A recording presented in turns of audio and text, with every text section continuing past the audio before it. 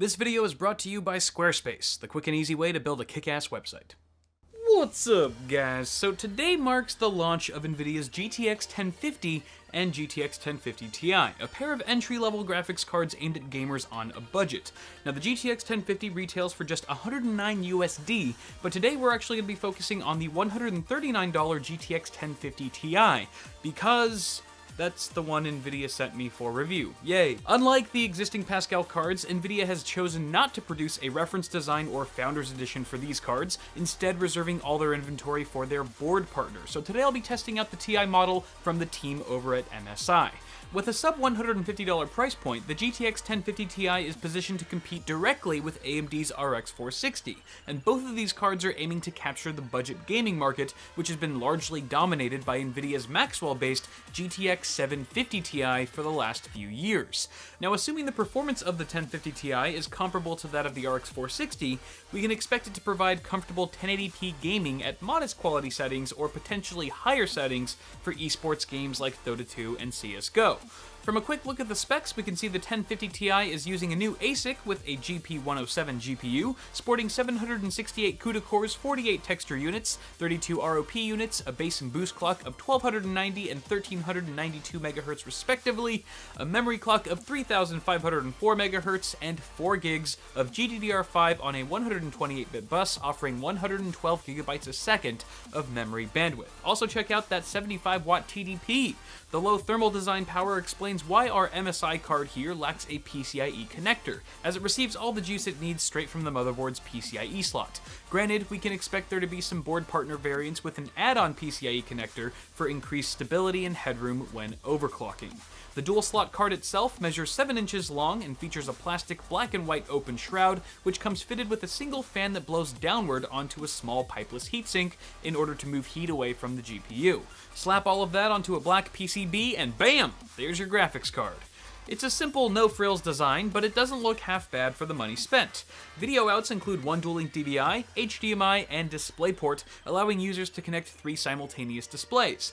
The display engine, however, is capable of driving additional panels, so board partners will have the option to release models with 4 or more video outputs should they wish. For testing, I installed the card in Elixir, my sexy silver PC, which you can check out the video of in case you missed it. The rig houses a Core i5-6600K, overclocked to 4.5 GHz on an MSI Z170A gaming titanium with 16 gigs of Corsair Domplatz DDR4 at 3000 MHz. In MSI Afterburner, I was able to punch in a 220 MHz offset on the GPU core clock and 350 MHz on the memory clock, landing our max GPU clock speed at 1911 MHz.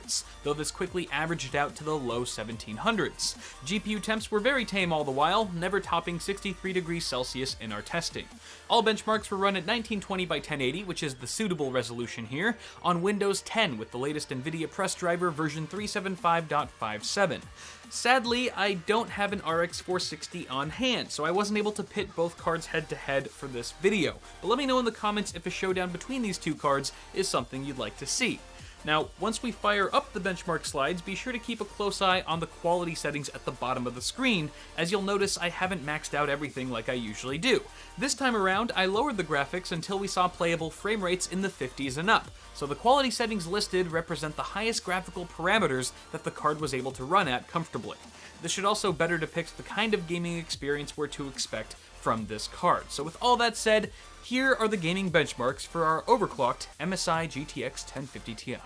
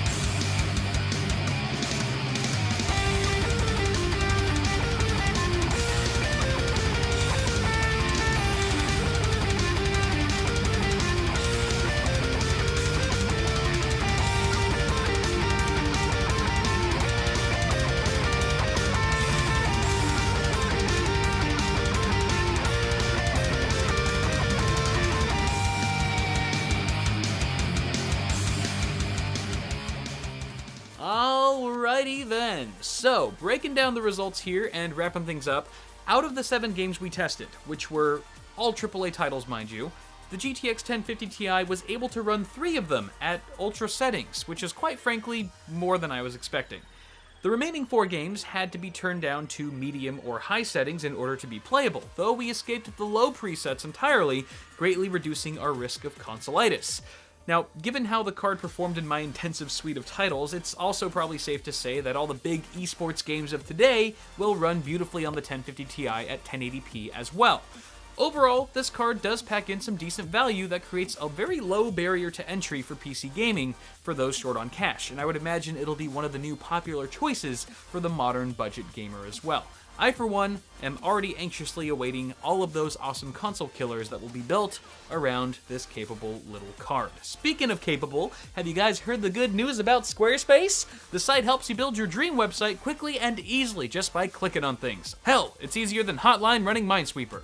There's a ton of templates to get you started, and from there you can go wild by designing a unique page that looks completely your own.